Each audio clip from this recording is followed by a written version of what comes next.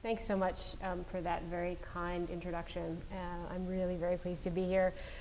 Thank you to the School of Law and to the Program on Global Health and Human Rights, and also to the Global Health Program here, and to the students who I think also maybe had a role in supporting me coming here, and to the group that I started, it's wonderful to see and to be able to go around now the US and in fact even internationally and see students who have picked up the banner of this work that I and others started now about 15 years ago.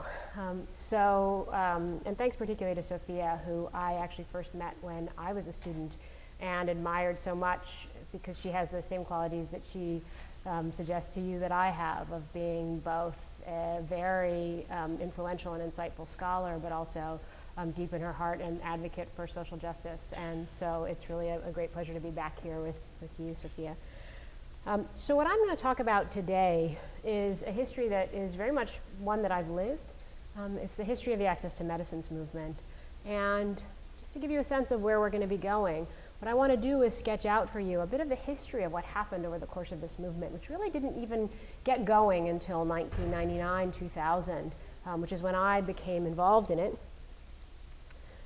So I want to talk you through some of the history of the Access to Medicines movement, because now I realize some of it is actually history, right? It seems very present to me, but probably not familiar to many of you.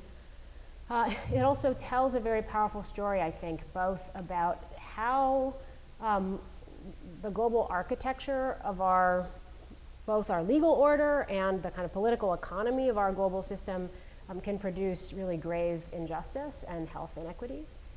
But also how a fairly small number of people with the right arguments, who are serious both about their arguments and in their passion to actually try to bring about change, can make a tremendous difference in an issue. So I'll talk about both what the results have been, which are really quite amazing, I think, of the Access to Medicines movement, but also about how much we still have left to do. And in that sense, I guess I hope to both, I'll leave some time for questions, but I hope also that part of what I can do is convince some of you not only that these issues are important to know about, but that these are issues that we need your help with. We need more people who work on these issues and who can help bring about some of the change that we haven't yet managed to achieve. So let's start out with 1999-2000 and what the problem was that the Access to Medicines movement then emerged to confront. The Access to Medicines movement really consolidated around the problem of HIV/AIDS and the global HIV/AIDS pandemic. So around this time, what does the picture look like? Well, something like this, right? You have around 34 million people in the world living with HIV and AIDS. About 25,000 of those in sub-Saharan Africa, which is where the most intense sort of epicenter of the epidemic is, particularly in places like South Africa, where you have incidents of 1 in 5 adults living with and dying of then HIV/AIDS. So millions of deaths a year, 2.4 million a year in sub-Saharan Africa alone, right? And no treatment.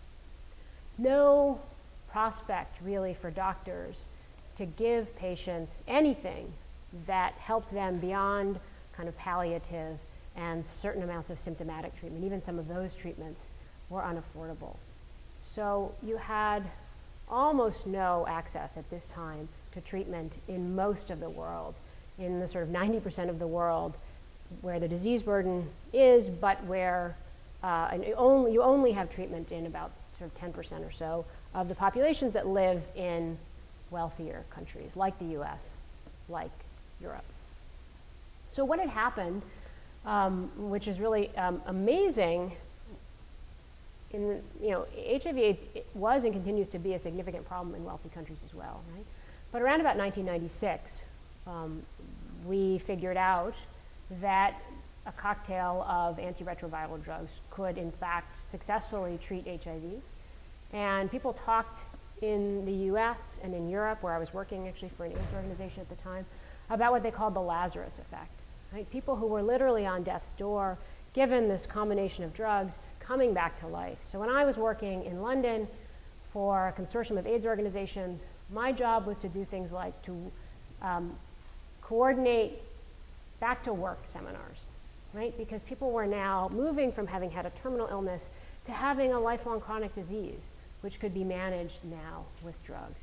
So the death rate starts to plummet in the developed world, but none of these drugs, in fact, were getting to the developing world. And the question that is sort of obvious is why.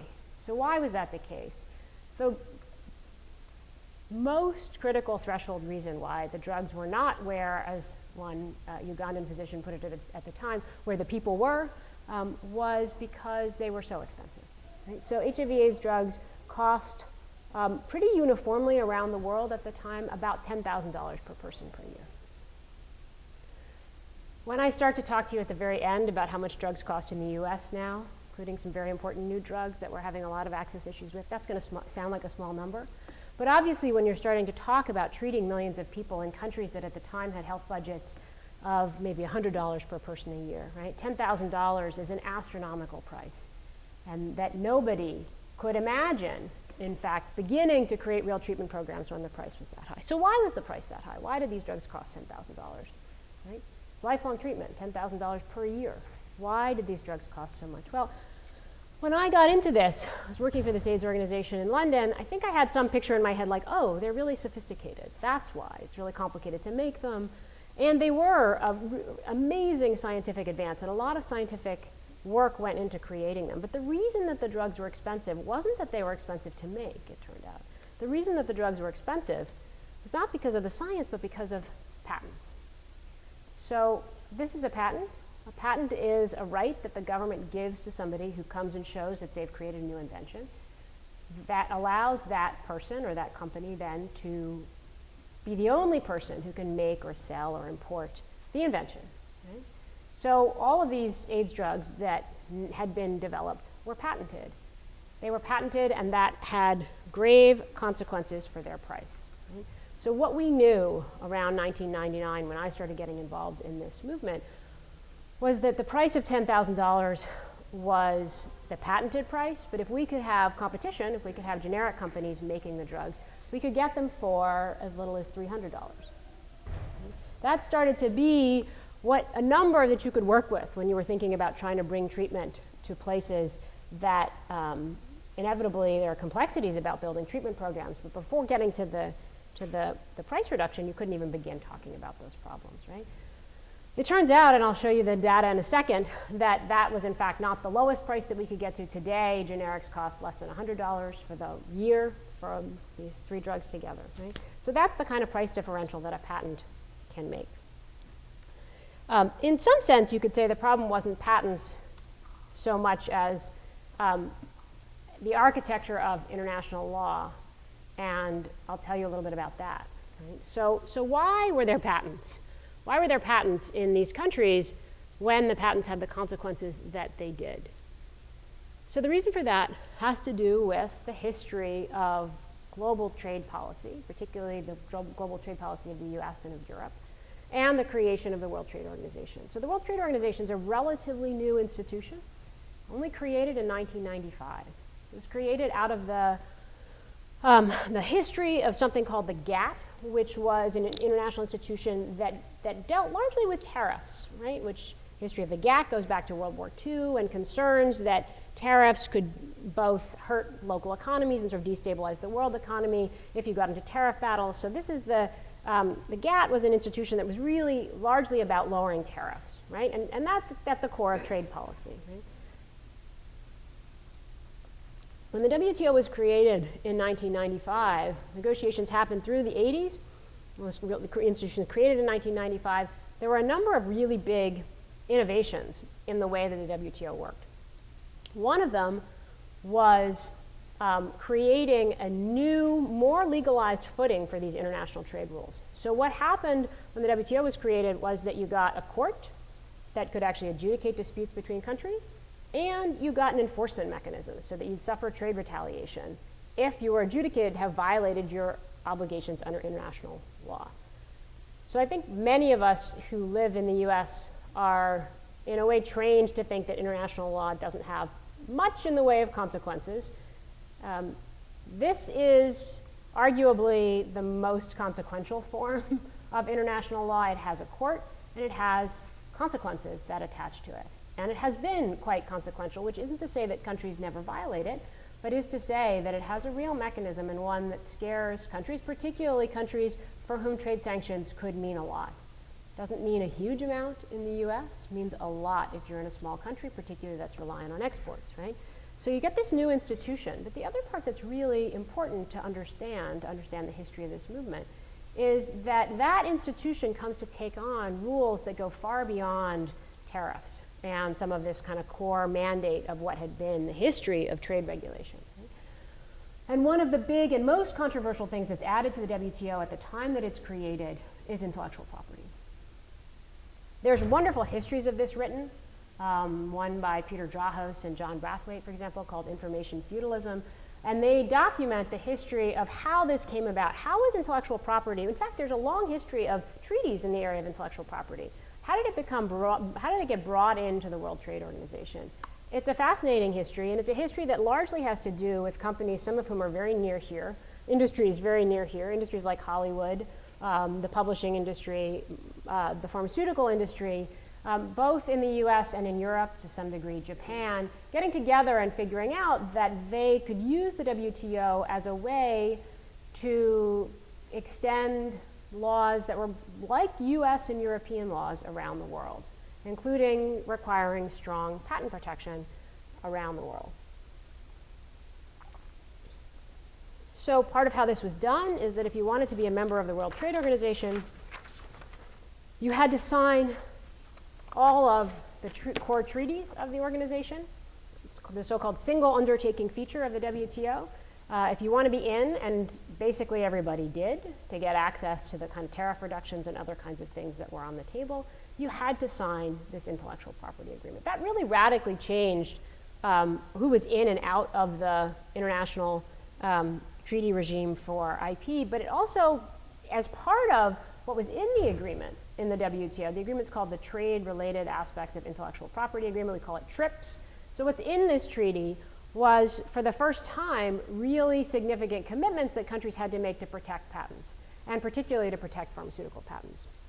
So this agreement now requires everybody who's a signatory to or a member of the WTO, which is now, I think, around 160 countries, very close to all of them, certainly in trade terms and in value terms.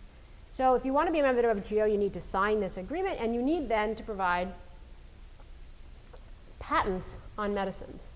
So part of what's interesting about this from a kind of academic perspective, but also from a justice perspective, is that, first of all, many developing countries at the time, around 50 of them, just didn't offer patents on medicines. And that, in fact, is not unusual. So this here is the German law of 1877 having to do with patents. And if you read all the way down to the bottom, you will see that at the time, Germany forbade patents on articles of food, but also on medicine. It is part of the history of all countries, essentially, as they developed, certainly before the WTO, that they would rarely offer patent protection in these areas because of the consequences, because of the price consequences that I'm talking about, right? So developing countries then, as a condition of being part of the WTO, had to introduce patent protection in areas that, that otherwise, many of them, unpressured, would not have done. One other important thing to realize, and it was what activists came to realize right around 1999, is that the WTO agreement didn't only require patents, it also gave countries certain kinds of flexibility, right, that they could use if they followed the particular procedures that were required by the WTO. And so there are these so-called flexibilities in the TRIPS agreement. The most important of them, this term will probably make your eyes glaze over, but it's called compulsory licensing. Compulsory licensing, think of it as the opposite of voluntary licensing, right? When a government says, yes, you've got a patent, but we're going to allow another company to use it. We're going to allow another company to make these drugs. And the US has a compulsory licensing provision that's kind of a core part of how the government here protects itself from suits in defense contracting, for example. Compulsory licensing has a long history. Before the WTO, Canada used compulsory licensing regularly. After a couple of years of patent protection, they would just compulsory license drugs to bring the prices down. So this agreement actually does give countries ways to override patents, in part because there were countries like India and Brazil who, when they negotiated this agreement, insisted, but also because, in fact, even in our own law, in the US and in other wealthy countries, we've reserved, because we think of it as an essential part of government, the right for governments to override property rights when there are important reasons to do so. You will sometimes see, if you read the newspaper, claims that you have to have an emergency, like a health emergency, to in fact invoke this right under international law. That's not true, actually. There are no conditions under which you can invoke this right. You simply have to follow certain procedures, and there are procedures, for example, like compensating the rights holder, notifying them in advance, negotiating with them for a particular period of time. Okay? So international law then provides both this mandate, which is a new mandate to provide patents, but then some options that countries have in order to override them. And it was on this option, particularly on compulsory licensing and the ability to override patents, of course, that lots of attention for activists was fixed around this time, because it provided, again, a way to start to think about bringing the prices down from $10,000 to $300, then down to $100. So let me just take a second, because I know all of you are smart people, and so you might be wondering in the back of your mind, but wait a second, if we do that, if we bring the drug prices down this low, what about innovation? Right? So the justification for patents is innovation. The idea is we want to allow those who invent things to recoup their investment and the expenses that they developed to pay for the research that was required to get these drugs in the first place. Right? So the theory about why we allow these really high prices is and has long been that we want to do something to fund innovation, and we're willing to pay high prices because out of that we get a deal. We get innovation in response. So when activists started working on these patent issues, they immediately faced this question too. Well, you know, we are people with HIV. We are people who are treating people with HIV. We want drugs too, right? None of us actually don't want drugs. So what do we do? How do we think about the consequences of this kind of a move for innovation? Will this really end up killing the global pharmaceutical industry? Will we end up sort of shooting ourselves in the foot by trying to take on this question?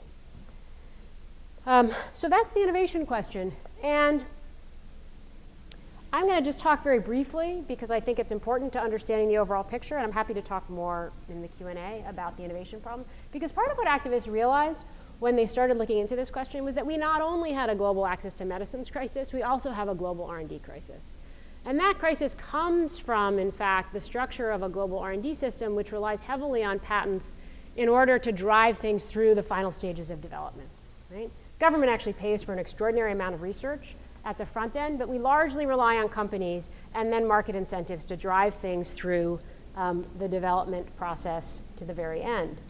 And it turns out that when you look at what happened over the last 20 years, again, thinking back to the 2000s, things have changed a bit since then for reasons I can talk about if you're interested. This is all of the new chemical entities that have been approved in this 25-year period. Of 1,373, just a handful for tropical diseases and for tuberculosis. Right? We were not getting new drugs for diseases that largely particularly affected developing countries. Right? We got HIV/AIDS drugs because there was a market in wealthy countries. And this makes sense. If you think about the logic, and why would patents support innovation? Well, because people pay high prices, and then they pay high prices, and then in order to be able to benefit from those high prices, you innovate. Well, when you look at the global pharmaceutical market, all of Africa is about 1% of the global pharmaceutical market, right? At the time, all of India is about 1% of the global pharmaceutical market. Right? This is a fundamental problem if you're going to rely on markets to drive innovation, which is to say that you'll get innovation towards diseases that affect wealthy countries, and we certainly see that. Right? But you will not get innovation out of a kind of market-driven system for diseases that affect the poor. And out of this came the concept of neglected diseases, diseases that are of no interest in market terms, but that have significant public health impact.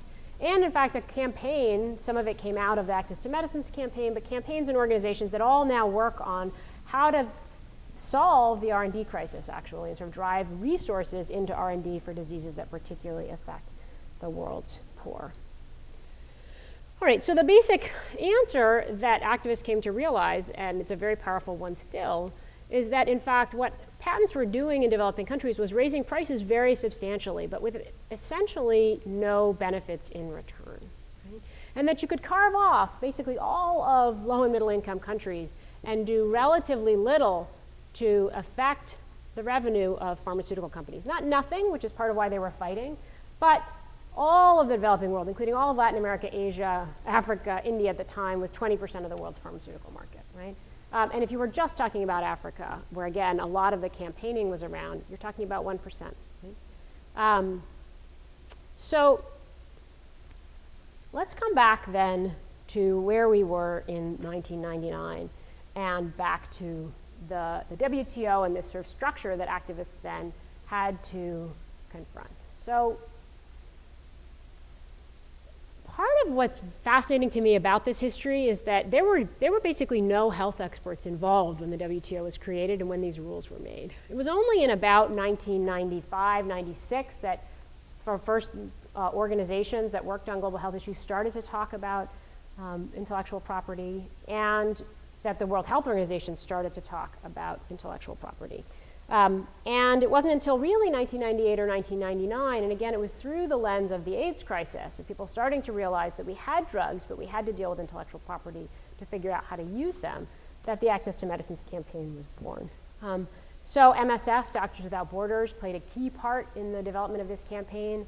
They actually took their Nobel Prize money and decided to spend it unusually for them, because they normally do relief in humanitarian emergencies, to create this program to deal structurally with the question of the pricing of drugs around the world, in part from the frustration of their own doctors, who saw that AIDS was a slow motion, not even slow motion anymore, right, but a catastrophe in the places that they were working, particularly in Africa, and that they could have, had they been anywhere else in the developed world, they would have had tools to give treatment to people. So activists started pushing on international institutions like the World Health Organization to start giving countries advice about how they could in fact deal with this international treaty, this TRIPS agreement, how they could override patents. And they faced immediately a kind of firestorm of response, largely from, for example, the US government, but also the EU government, who were very invested in this project that they just built of creating this new international kind of patent order. I'll just give you a flavor of where we were at the time. This is a quote from the European Commission, Directorate General, right? No priority should be given to health over intellectual property considerations. Okay? Also, right around this time, South Africa passes a law and then talks about implementing it to do some of the things that we're talking about, right? To start making inroads into the implications of patents for the price of AIDS medicines. And you have to remember, again, this is in a country where 1 in 5 adults are HIV positive and will die if they don't get treatment. So pharma, big multinational coalition of pharmaceutical companies, sues Nelson Mandela in a South African court.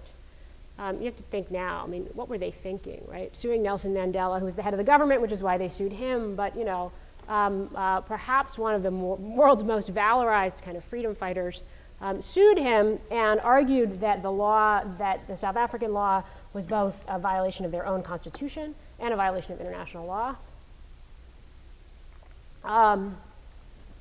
They were both crappy legal arguments, but it had very powerful effects. It wasn't just the lawsuit. They recruited the US government and Al Gore, who was actually running for president at the time, to threaten trade sanctions against South Africa if they didn't back off from this decision. Just to give you another flavor of where we were, this is a rather astonishing quote from a guy who was then the head of USAID. Many Africans don't know what Western time is. You have to take these AIDS drugs a certain number of hours each day or they won't work. Right? People really thought you just can't do this kind of treatment. It's too complicated. It was more complicated then. Now you have regimens that are 1 pill a day.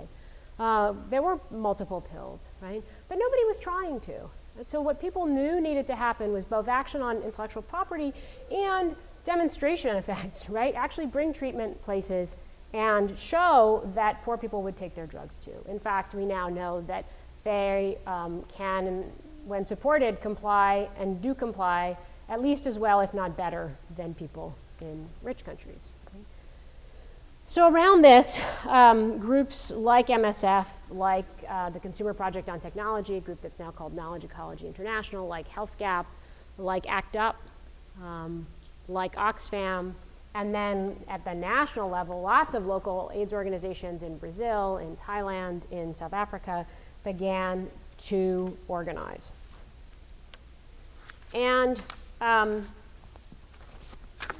organization had certain kinds of effects at the outset, right? We got discounts from companies. The UN created a program to do drug discounts, but those discounts, there's a long history of that as a response to the pricing crisis, were typically relatively minor and limited. So, you know, for some countries and not for others, for the private sector but not the public sector, or vice versa. Right? So activists were pretty clear that they needed the drugs to be as cheap as possible, and that to do that they had to take on this intellectual property question. So this is sort of where I come into the story. This is a township called Khayelitsha outside of Cape Town, and it was the first place that Doctors Without Borders decided that they wanted to start a treatment program. So they wanted to combat this idea that you couldn't treat people, that the drugs wouldn't work, that people wouldn't take them. And they had their Nobel Prize money, but that would only go so far, right? So they wanted to start treating people, and they wanted to treat as many people as possible. So they wanted access to these generic drugs.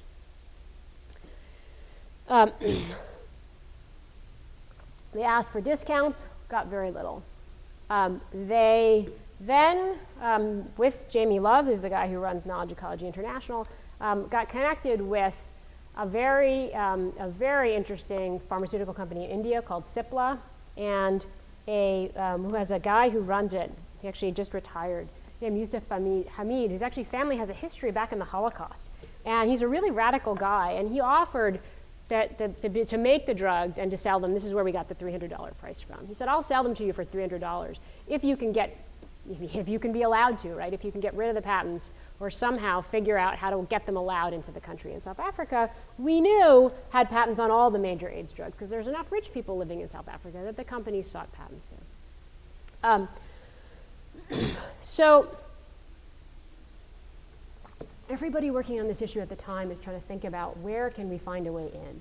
Where can we find a way into effectively the arguments that companies were making at the time, that you simply couldn't do anything about patents, it was unthinkable, it would destroy innovation, et cetera. And what a group of us fixated on was the fact that Yale University, in fact, was the inventor of one of the key drugs called D4T that was part of the first-line therapy for HIV/AIDS. D4T was developed at Yale. It actually was developed, initially synthesized under a federal government grant as a cancer drug. Didn't work as a cancer drug.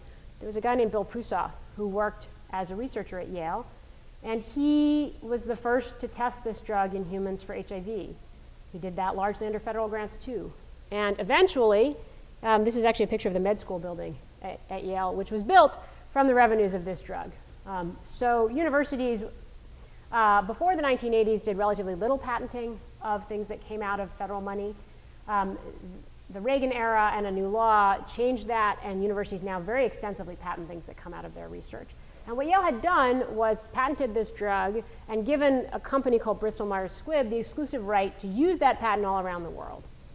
And the result was a lot of money, in fact, built that building, but really that money only came from the developed world.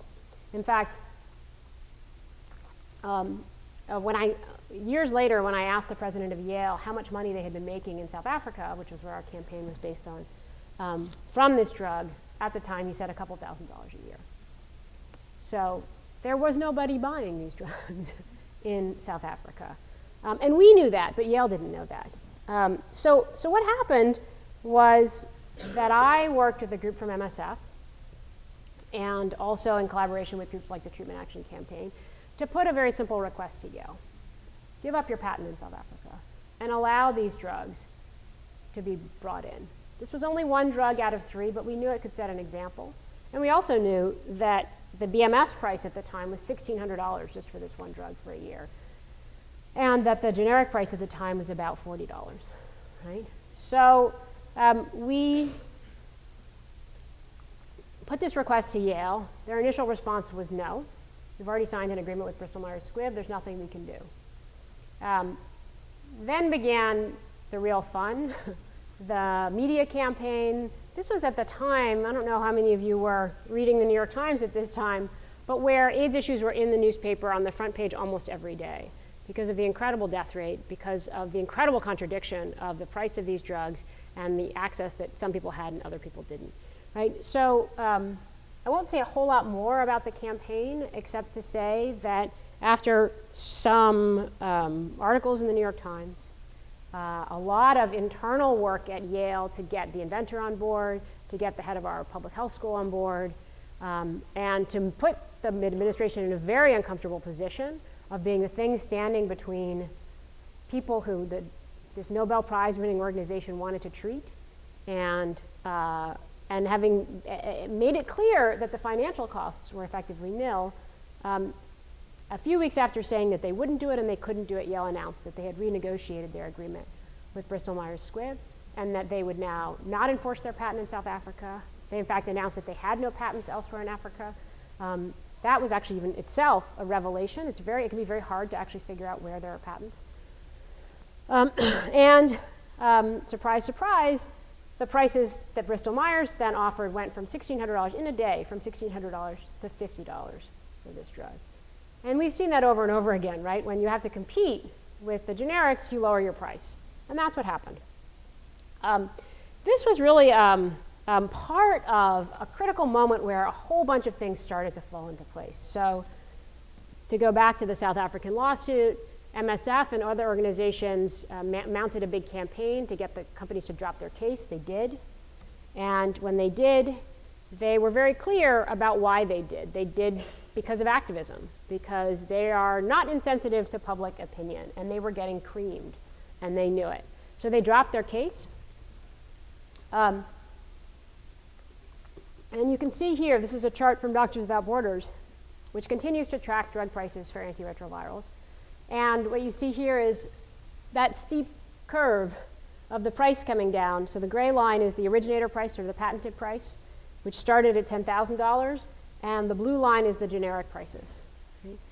Brazil made some very early on, but in this year, between 2000 and 2001, the prices dropped dramatically. And then they kept coming down slowly but steadily in ways that aren't trivial. I mean, tell me, if you have to run a program, the difference between $300 and $100 for a course of treatment is vast.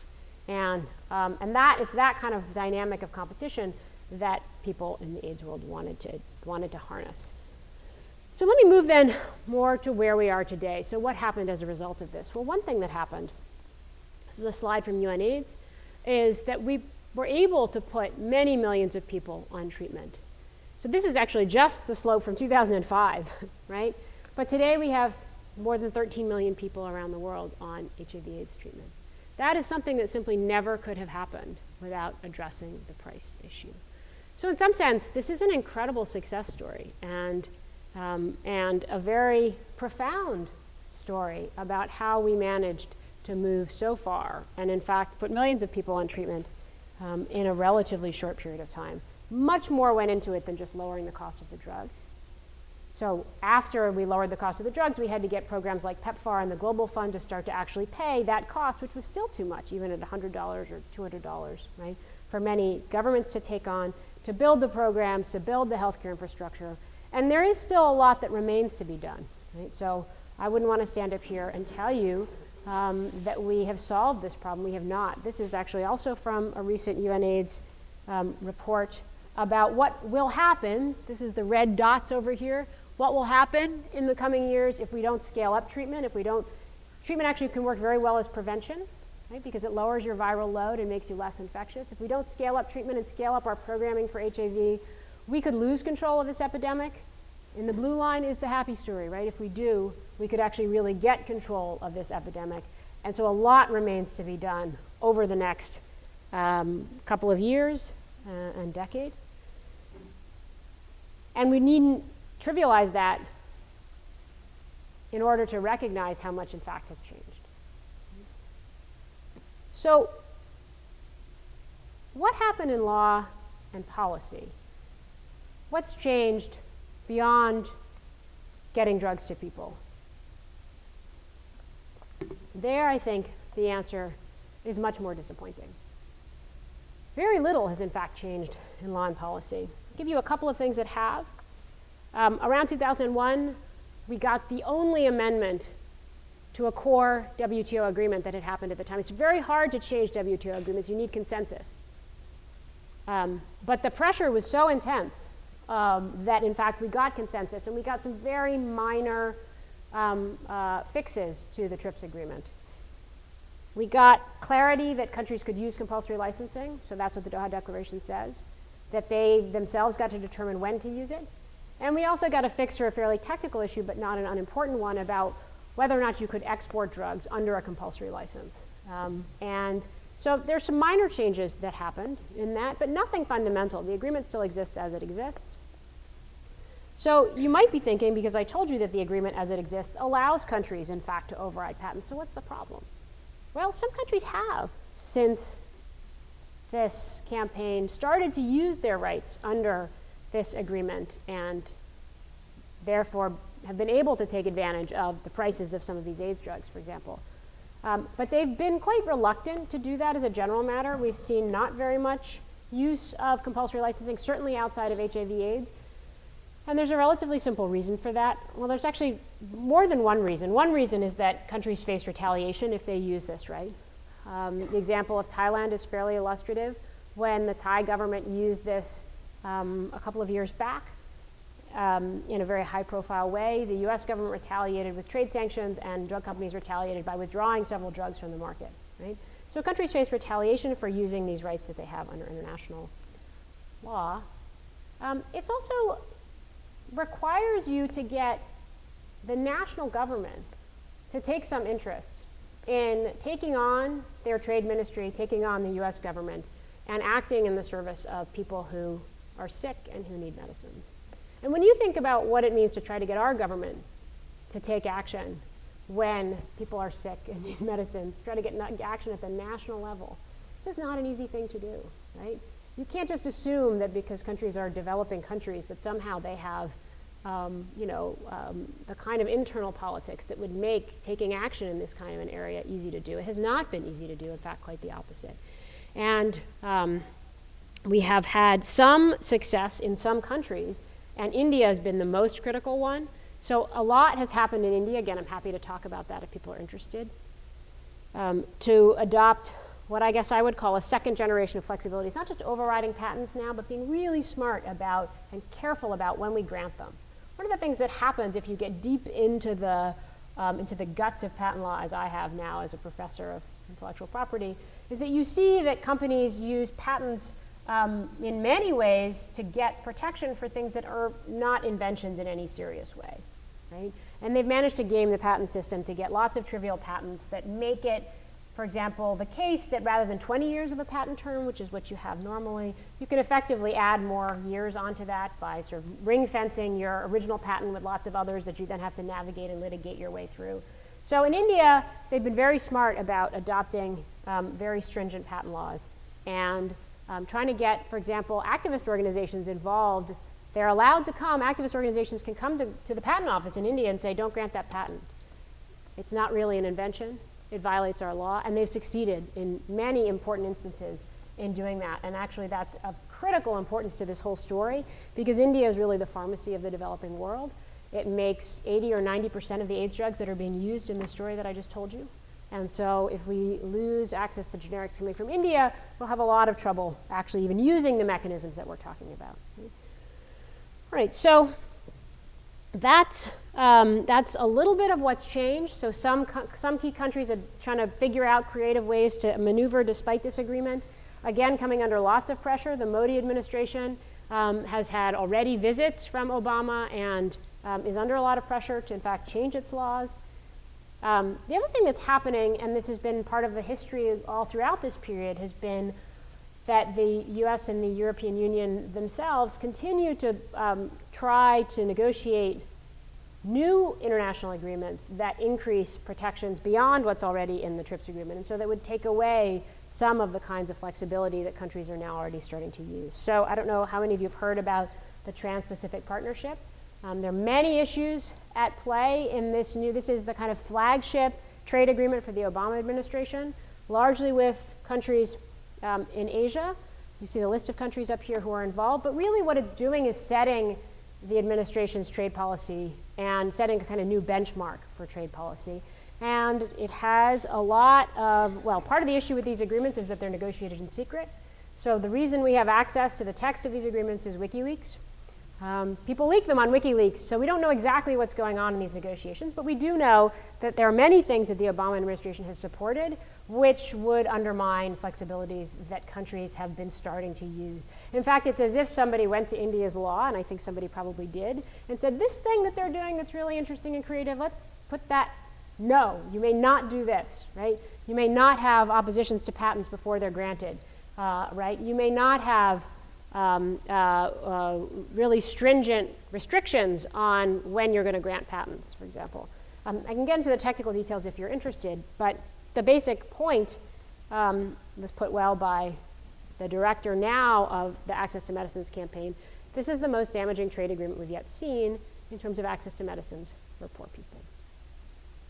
So I want to just quickly then bring us to an end, to sort of try to sum up something about where we are. Right?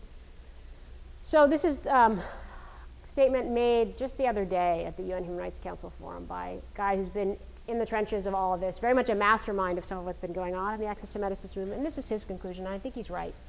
We've made a lot of progress, actually, in terms of extending access to treatments for HIV in developing countries, but that's about it. This has not been done in other disease areas where there's less advocacy, where their countries are a lot more worried about getting out, putting themselves sort of in the line of fire. And in fact, drug prices are going up, not down, including in, for example, for important cancer drugs, and including in developing countries. This is a very powerful, I think, political analysis of what's going on. Efforts to regulate drug company monopolies are failing, and they're weak, in part because of the political power that these monopolies create.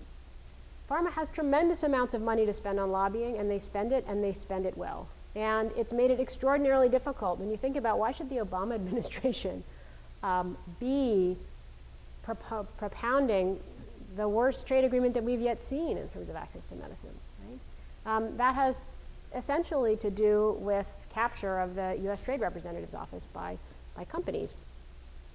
And the last thing, I wanted to connect this to something about what's happening in the US. This is a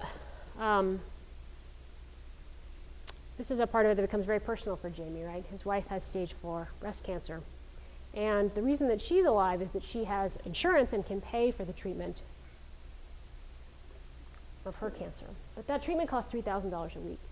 And this is increasingly what we're facing here in the United States, right? Which is extraordinarily expensive treatments.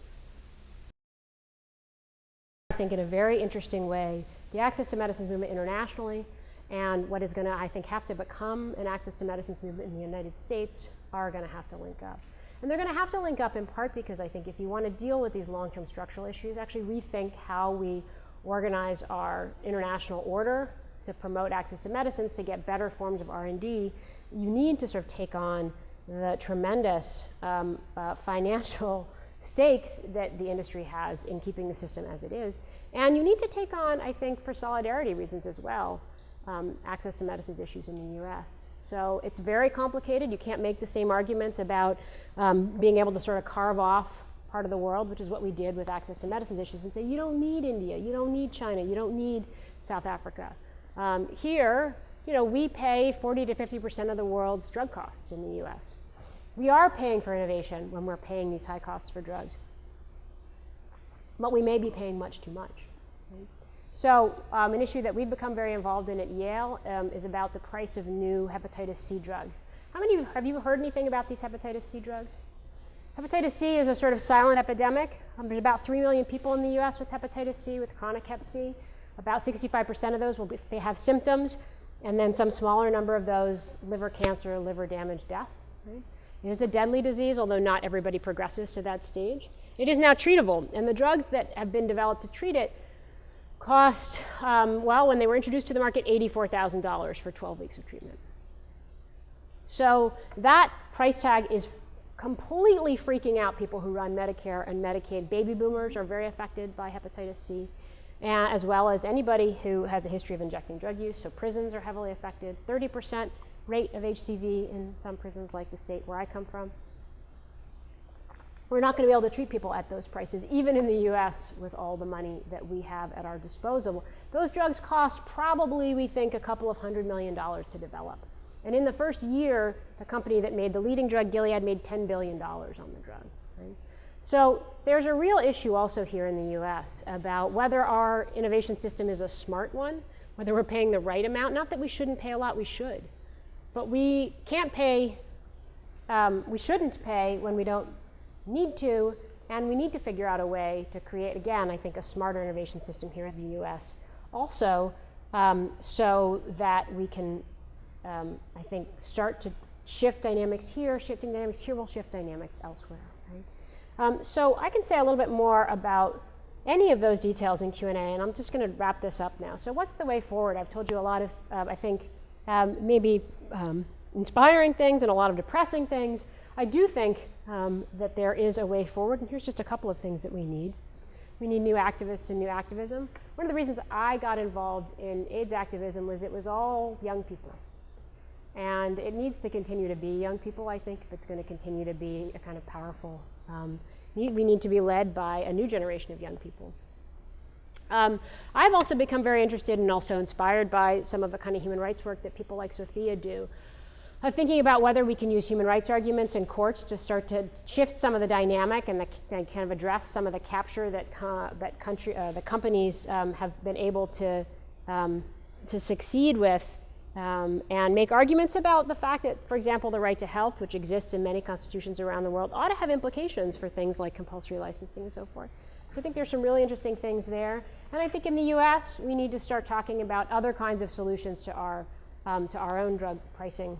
These are a couple that we're working on at Yale, but let me stop there because I know we have to finish at 1, and I want to give some time for your questions.